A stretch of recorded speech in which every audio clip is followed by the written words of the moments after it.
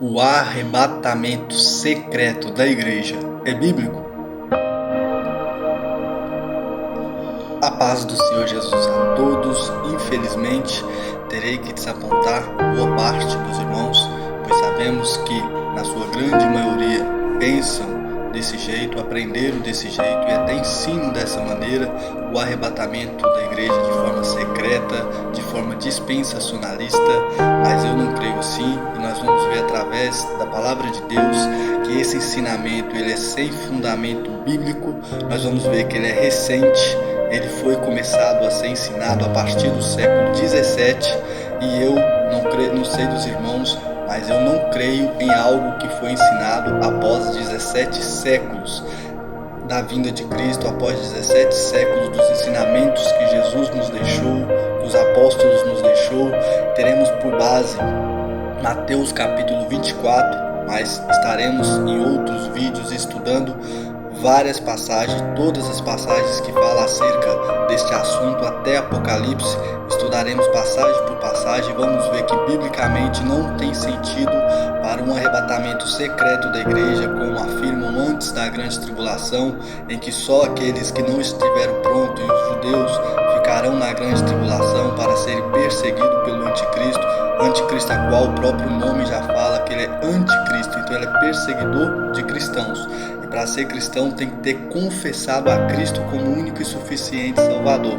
Nós vamos ver que para essa base, para essa tese ter base, ter sentido, a volta de Jesus teria que ter 3 ou 4 estágios. E a Bíblia fala apenas de 2 vindas. Uma que ele veio como homem e a segunda que ele virá para arrebatar a tua igreja. E nós vamos ver por base Mateus capítulo 24. Não lerei os princípios dadores por inteiro, pois nos princípios dadores todos concordam que a igreja ainda estará aqui, mas lerei o versículo 3 e 4, que vocês acompanhem em vossas Bíblias, que dizem: Estando ele sentado no Monte das Oliveiras, seus discípulos aproximaram-se dele em particular, dizendo-nos: Quando estas coisas acontecerão? E que sinal haverá da tua vinda e do fim? Vale destacar que quando Jesus, estando assentado no Monte das Oliveiras, seus discípulos aproximaram-se dele em particular. Então nós vamos ver que estas palavras são proferidas para os discípulos, para os pais da igreja, para os fundadores da igreja na terra por meio de Cristo Jesus. Homens que andaram e aceitaram o senhorio de Cristo não seriam considerados cristãos, e nós vamos ver Jesus proferindo palavras para eles. E nós vamos ver no versículo 4, Jesus lhe respondeu: Tende cuidado para que ninguém vos engane. Vale destacar isso porque, se Jesus e os apóstolos nos mandou tomar cuidado para que não fôssemos enganados, vale destacar que muitos tentarão enganar o povo de Deus, mas somente a palavra de Deus deve ser a nossa única regra de fé e prática. Devemos crer somente no que encontramos na palavra de Deus, pois a Bíblia fala que nós não necessitaríamos de que ninguém nos ensinasse, a não ser o Espírito Santo. Somos ensinados por professores, somos ensinados por mestres, pastores, mas tudo tem que condizer com o que diz a Bíblia e temos que ser conduzidos pelo Espírito Santo de Deus dentro da tua palavra. A palavra de Deus, ela deve nos conduzir. Conhecereis a verdade vos libertará. O Evangelho ele é suficientemente digno, capaz de nos mostrar aquilo que Deus tem para a nossa vida. Não precisamos colocar coisas históricas ou coisas fabulosas para querer dizer algo que não está na palavra de Deus. E nós vamos ver muitas pessoas dizer que para crer dessa maneira tem que ser pela fé de que não estaremos aqui para sofrer perseguições do anticristo. Primeiro, nossos antepassados passaram por isso desde o início. O povo hebreu no Egito sofreu perseguições do faraó, foram escravizados, não podia cultuar o seu Deus, e nós vamos ver isso em toda a palavra de Deus. O povo de Deus no período babilônico em cativeiro, nós vamos ver a igreja primitiva sendo martirizada. Por que nós não podemos passar por perseguição? Se nós não podemos passar por essas perseguições, o que está acontecendo ao redor do mundo? São no mínimo 50 países que severamente não aceitam o cristão, que matam, que fecham as igrejas, derrubam as igrejas. Não é porque nós em nosso país não passamos essa perseguição de forma literal e efetiva que ela não pode ser levantada contra a nossa vida. Então nós vamos ver, quando se fala disso está errado duas vezes, porque nós temos que ter fé que Deus nos guarda de todas as coisas, e a fé que nós temos que ter é alicerçada na palavra de Deus. Se está na palavra de Deus, nós temos que ter fé, porque Deus é fiel para cumprir a tua palavra conosco. A palavra dele não volta vazia, ele tem compromisso com a palavra que ele nos entregou. Mateus capítulo 24, versículo 15: quando vides no lugar santo a abominação assoladora, qual falou o profeta Daniel, quem lê, entenda, o anticristo, então os que estiveres na Judéia, fujam para os montes. Para que Jesus, falando com seus discípulos, ia mandar ele fugir naquele momento? Ia nos ensinar a fugir se nós não estivéssemos aqui? Quem que Jesus estaria mandando fugir se ele estava falando diretamente para os seus discípulos e para assim, da mesma maneira, ele nos deixar escrito como ensinamento do Senhor? Quem estiver, versículo 17, no alto da sua casa, não desça para retirar coisa de sua casa. Quem estiver no campo, não volte para apanhar roupas. E ai das mulheres que estiverem grávidas e as que amamentarem naqueles dias. Orai para que a vossa fuga não aconteça no inverno nem no sábado. Jesus ainda manda orar para que não aconteça no inverno e nem no sábado. Ele iria nos mandar orar para que algo não acontecesse de uma maneira com nós se nós não estivéssemos aqui. Porque haverá uma tribulação muito grande, como nunca houve desde o princípio do mundo até agora, nem jamais haverá. É o que eu acabei de dizer. Essa tribulação vai ser tão grande como nunca houve, nem como jamais haverá. Mas já houve várias tribulações para o povo de Deus. Nós diariamente vivemos tribulações. 1 Tessalonicenses, Paulo vai dizer que mandou Timóteo aos irmãos para que pudesse lembrarmos de que nós sofreríamos tribulações e que para isso fomos destinados, para nós não deixarmos fraquejarmos na fé, para que nós não viemos fraquejar na nossa fé, que nós sabemos que nós fomos destinados para isso. Jesus falou: no mundo sofreis aflições ou tribulações, mas tende bom ânimo, pois eu venci o mundo. 22. E se aqueles dias não fosse abreviado, ninguém seria salvo, mas por causa dos escolhidos, eles serão abreviados. Então, se alguém vos disser: o Cristo está aqui ou está ali, não acrediteis, porque surgirão falsos cristos e falsos profetas que realizarão grandes sinais e milagres, a tal ponto que, se fosse possível, enganariam até os escolhidos. Por duas vezes vamos ver a palavra escolhidos. Vamos ver falar que Deus abreviaria aqueles dias por causa dos escolhidos e que, se fosse possível, devido aos sinais tão grandes manifestados por aquele anticristo através de Satanás, até os escolhidos seriam enganados. Qual povo escolhido de Deus estará nesse momento, a qual Deus vai abreviar os dias por causa deles, a qual Deus não vai permitir o engano sobre eles através do Espírito Santo que nos direciona? Qual é esse povo escolhido se não for nós? O que Jesus falou em João 15:16? Não fosse vós que me escolheu, mas eu escolhi a vós. Se Jesus nos escolheu, somos os escolhidos de Deus. Contrariando também a palavra de Paulo em Romanos 10:12, que vai nos dizer que não há mais distinção entre judeu e grego ou gentil, não há mais distinção de povos, porque a graça do nosso Senhor e Salvador Jesus Cristo alcançou a todos os povos, alcançou a todos através do seu sacrifício na cruz do Calvário.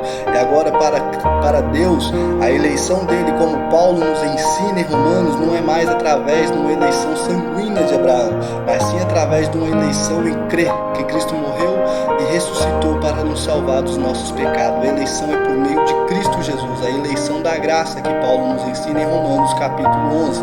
Nós somos escolhidos de Deus, nós somos eleitos de Deus através da graça salvadora de Cristo Jesus.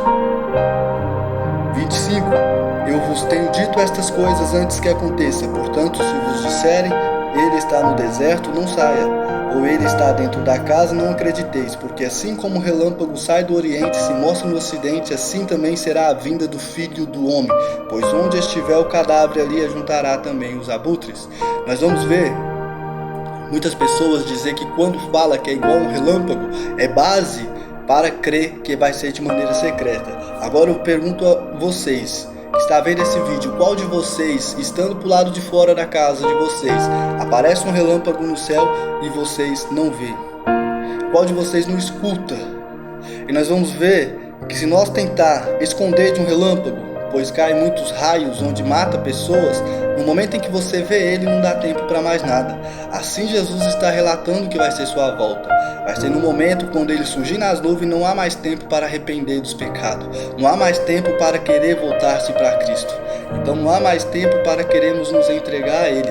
E nós vamos ver que do princípio das dores para a grande tribulação, Jesus nos ensinando, Ele não falou nada sobre voltar antes de começar essa tribulação e levar o teu povo para livrar de algum sofrimento. Pelo contrário, Ele falou que quando começar, que quando perceber que se assentou no trono, aquele a qual assolará a abominação, é para fugir.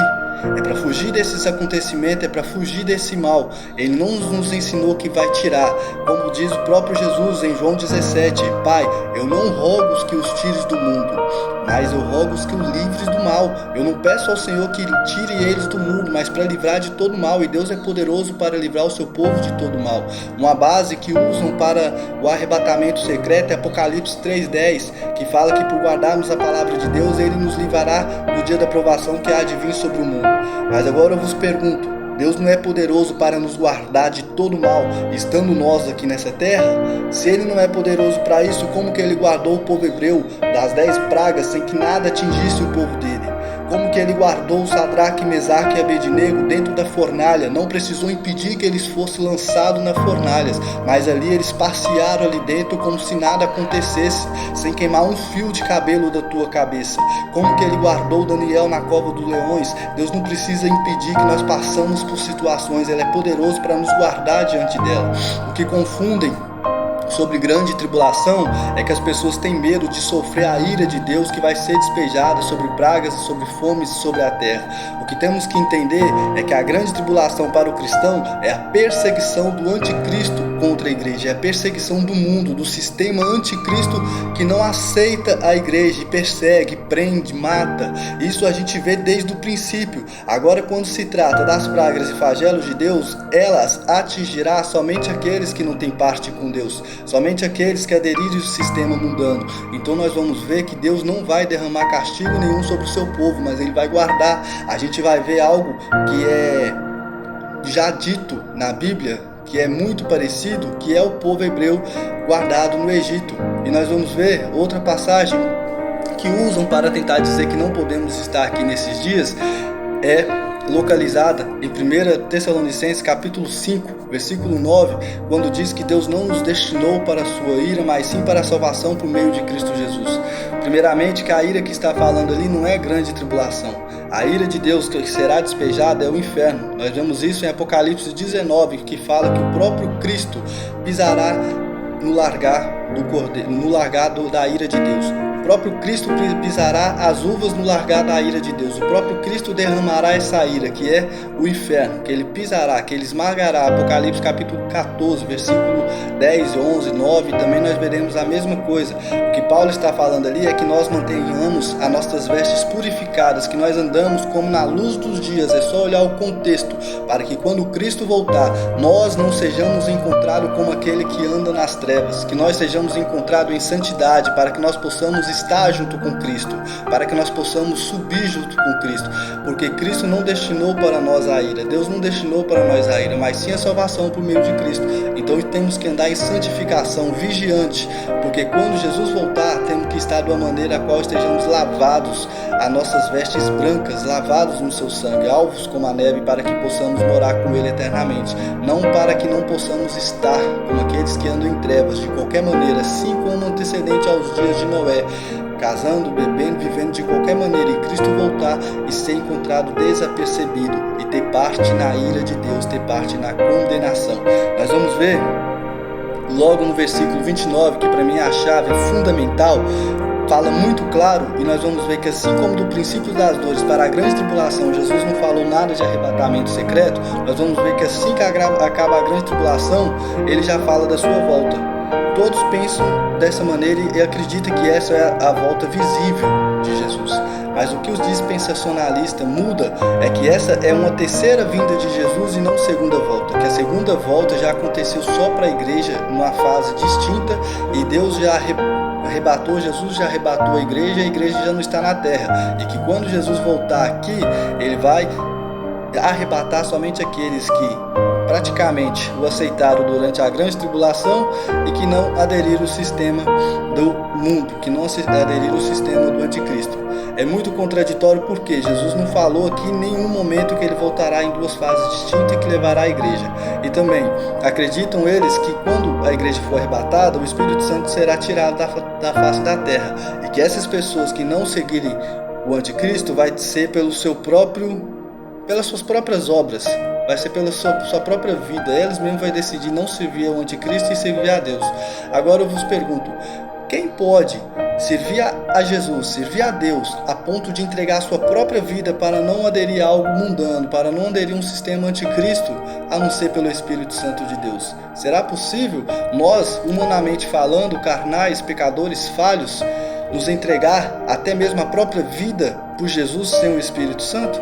É muito contraditório. A própria Apocalipse vai falar que Deus derramava todas as pragas e ninguém se arrependia durante a grande tribulação. Então nós vamos ver a partir do versículo 29 que logo depois da tribulação daqueles dias, só aqui já ficou muito claro, é logo depois da tribulação daqueles dias. Infelizmente muitas pessoas elas não acreditam no que está na Bíblia. Infelizmente muitas pessoas procuram acreditar naquilo que é melhor ao ponto de vista dela, aquilo que ela acha que é mais fácil, aquilo que ela acha que vai fazer mais sentido para ela, não o que está na Bíblia. Os propósitos de Deus nós nunca iremos entender, mas nós temos que acreditar na palavra de Deus e aceitar o propósito dele para a nossa vida.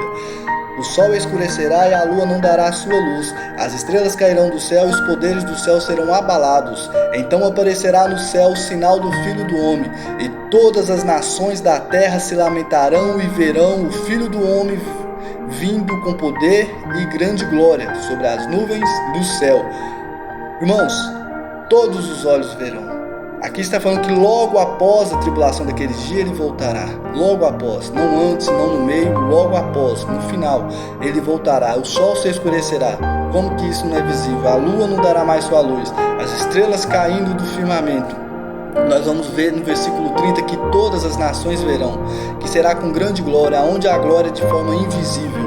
Nós vamos ver no versículo 31, ele enviará os seus anjos com um alto som de trombeta, os quais reunirão os seus escolhidos desde os quatro ventos de uma a outra extremidade. Igreja, arrebatamento. Jesus enviando os anjos aos quatro cantos da terra para nos recolher, para nos levar às nuvens. Esse é o arrebatamento. O que confunde arrebatamento, as pessoas acham que arrebatamento deve ser de forma invisível. Vamos pegar um grande exemplo bíblico. Elias, foi arrebatado por Deus, foi levado numa carruagem de fogo. Elias foi levado até a Deus por meio de uma carruagem de fogo. Ele não foi teletransportado como em filmes, em desenho, sumiu. Ele foi levado através de uma carruagem de fogo e nós seremos levados a Deus através dos anjos. Os anjos vão nos tirar e levar. Arrebatamento é no sentido de retirar-se de um lugar para outro, de tomar de um lugar para outro. Então nós vamos ver Jesus nos arrebatando por meio dos anjos. Jesus nos levando a Ele por meio dos anjos e com suar de trombeta. No suar da trombeta ele vai enviar os seus anjos com trombetas muito altas, ouvido, dá para ouvir. Quem não ouvirá a trombeta? Nós vamos ver Paulo no capítulo 15 de 1 Coríntios dizer que é no suar da última trombeta. Aí aparecem pessoas querendo dizer que essa última trombeta não é a última trombeta do Apocalipse, que essa é uma última trombeta de Deus para o seu povo, que desde Êxodo Deus tocava trombeta para reunir o seu povo. Igreja, se a Bíblia está falando que é no suar da última trombeta, nós não podemos acreditar em homens que querem distorcer e querer dizer que o que a Bíblia está dizendo é outra coisa a não ser o que ela está dizendo. O que a Bíblia está dizendo é o que ela está dizendo. Aí a gente vê pessoas falando que essa última trombeta não pode ser a última trombeta de Apocalipse, porque depois da última trombeta de Apocalipse ainda há 7 taças, ainda há 7 selos, e que Jesus não voltou na 7ª trombeta de Apocalipse. Nós vamos ver claramente a palavra falando de Jesus voltando na 7ª trombeta de Apocalipse, que chegou o momento do seu reino. O que acontece é que são situações paralelas, situações mostradas de forma diferente, a qual nós estaremos lendo também essas passagens. Nós vamos ver que é no suar da última trombeta. Não adianta a gente querer, mas isso quer dizer isso quer dizer aquilo. O que a palavra de Deus quer dizer é o suficiente para a nossa vida. Aí nós vemos livros e revistas falando da volta de Cristo de 2 fases, de forma invisível, e toda vez que vai vai fazer essa menção, não tem nenhuma citação bíblica, não tem nada de versículo para comprovar. Nós temos que crer naquilo que Deus nos deixou. Os apóstolos, tanto os apóstolos quanto Jesus, nos exortou a tomar cuidado para não sejamos enganados, que não é para nós acreditar em nada, não é em palavras, não é em epístolas, não é em espírito que atribui palavras indevidamente a eles, como está em 2 Tessalonicenses capítulo 2, para que nós não sejamos movidos tão facilmente o nosso modo de pensar. Nós temos que crer naquilo que foi nos deixado. Se durante 17 séculos ninguém acreditou, ninguém ensinou assim, por que será que Jesus, que Deus iria deixar na tua palavra algo tão difícil para entender, que duraria 17 séculos para alguém desvendar, sendo que ele diz que veio para aqueles que não são nada para confundir o que é, que o próprio Espírito dele nos ensinaria todas as coisas? Será que nós vamos acreditar em fábulas e ensinos cada vez mais recentes? Ou será que nós temos que nos apegar na palavra de Deus? Nós temos que nos apegar na palavra de Deus a cada dia e seguir aquilo que ela nos diz e nos preparar, estar vigiando, pois nós não sabemos a hora e nem o dia em que ele voltará. Nós temos que estar alerta, nós temos que estar nos preparando, nós temos que estar fugindo dos conceitos do mundo, como diz em Romanos 12, para nós não nos adaptar aos conceitos do mundo, nós não nos adaptar a esse conceito anticristo, que nega tudo que Cristo defende, tudo que é da vontade de Deus, um conceito que vai tentando empurrar em nós ideologia, homossexualismo, feminismo e todas as coisas que não agradam a Deus, aborto, e nós vamos ver as pessoas cada vez mais seguindo coisas que não agradam a Deus e achando que estaria preparado para subir numa leva diferente dos outros, pensando que vai subir, que vai começar um sofrimento na terra, estando vivendo de qualquer maneira, estando aceitando as coisas que Cristo não aceita. Nós temos que nos purificar, nós temos que nos santificar e viver a palavra de Deus para que nós possamos estar preparados para todas as coisas, e não podemos ter medo de nada e nem precisamos, porque o próprio Deus nos capacita de todas as coisas, o próprio Deus nos livra de todas as coisas. Nós vamos ver a palavra de Deus falando bem clara. A gente pode ler versículo por versículo que ele vai mostrar. Toda vez que fala da volta de Jesus, o contexto é visível e glorioso. Apocalipse 1:7, todo olho verá, até os que já morreram verá a volta de Cristo. Nós vamos ver em todos os contextos que é visível e glorioso. Não podemos pegar versículos isolados para querer defender bases humanas. Eu não creio em algo que foi surgido depois de 17 séculos após a vinda de Cristo, que saiu através de divulgação da mídia, através de bíblias escritas por John Nelson Darby, através de visões como de Margaret em 1830, Margaret MacDonald, uma menina de 15 anos teve uma visão, ela participava de uma seita, relatos dizem que ela era possessa por demônios. Então nós vamos ver que é algo muito contraditório e é antibíblico. Temos que crer na palavra de Deus, ela é a nossa única regra de fé e prática. Que Deus abençoe a todos em nome do Senhor Jesus Cristo. Estaremos ao longo do tempo trazendo novos estudos em outras passagens que falam acerca da vinda de Cristo. Pegaremos passagem por passagem e vamos estar trazendo estudo em nome do Senhor Jesus. Acompanhe vossa Bíblia. Nós não devemos acreditar naquilo como diz. Vocês não devem acreditar no que eu estou dizendo pela minha palavra, mas devem acreditar na palavra de Deus. Vocês devem apenas ser conduzidos pelo que eu estou dizendo a estudar a palavra de Deus. Estudamos a palavra de Deus, crescemos na graça e no conhecimento do Senhor, para que não possamos ser enganados e levados a